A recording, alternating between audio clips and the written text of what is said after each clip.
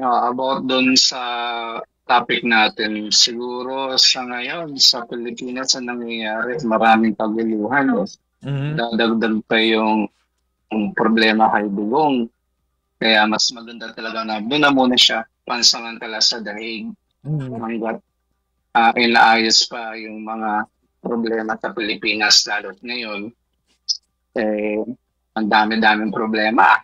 Kaya mas maganda para mas makabawas sa problema ni BBM. At least nandun na muna siya. May tanong lang po ako sa inyo, sir. Mhm. Ano po, ano po bang prefer nyo? Pansamantala o pansamantagal? Hanggat wala pang hatol siguro sa dahil. Hanggat wala pang hatol. Pansamantagal muna. Malamang sa malamang, sir, pansamantagal yun. Oo, ang hirap kasi pag nandito yan namumuno sa kaguluhan yan Nililingid sa atin na kesa yan sa mga leader ng destabilization ng gobyerno ni Marcos. Public knowledge yan. Kahit nasabihin nilang matanda na yan, wala nang lakas, pero bumabanat pa rin sa administrasyon. Kaya talaga dapat nasa ibang bansa siya. Mabuti nga yung ginawa ni BBM na doon pa lang sa airport kasi kung lalong nagtagal, baka lalong nagsagulo dito sa Pilipinas.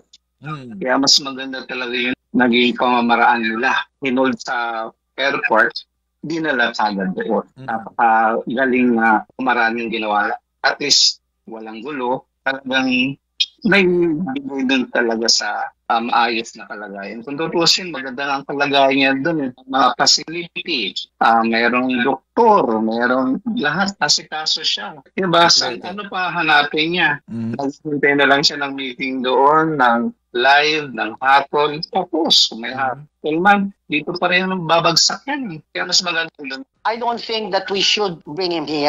Bakit po, ma'am? Dahil sa Supreme Court, dosi doon at ang nag-install dyan si Duterte. Leave it at that, di ba? Kasi masakit man sabihin, like you're almost gonna be a lawyer, it's very painful for you to see that we have such a Supreme Court like that. Oh yeah, it is. Masakit isipin na naging ganon. Meron akong gustong tanungin sa'yo if you can discuss that. I heard from another blog from Dean, yung habeas corpus that they're trying to apply. Yeah, Rita Fragus. Stand that. Yeah, so it was explained and I don't think so, di ba? I mean, are we gonna fight 120 countries? You know, we didn't ask for this. Duterte was the one ang umalis sa ICC. Ngayon, gusto niyang baliktarin na naman lahat, pero yung impeachment ni Sara, hindi niyo mano. Pero yung habeas corpus, abilis niyong ginawa. Diba?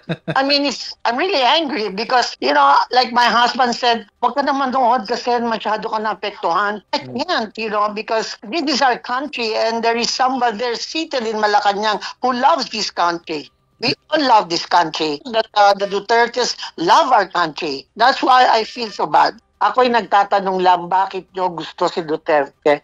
I love BBM because mahal niya ang ating bayan. Ikaw, ano kaya? Ba't mahal mo si Duterte? We can't answer, Coach. We can't.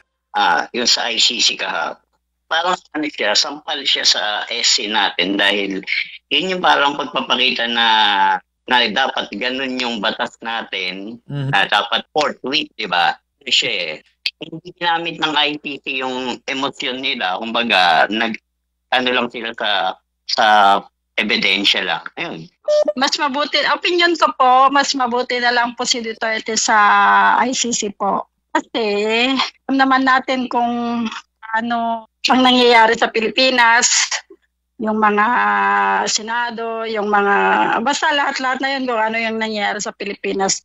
Pero mas mabuti sana po kung ang justice system natin sa Pilipinas okay, para doon itisin sana si Duterte. Yun lang po.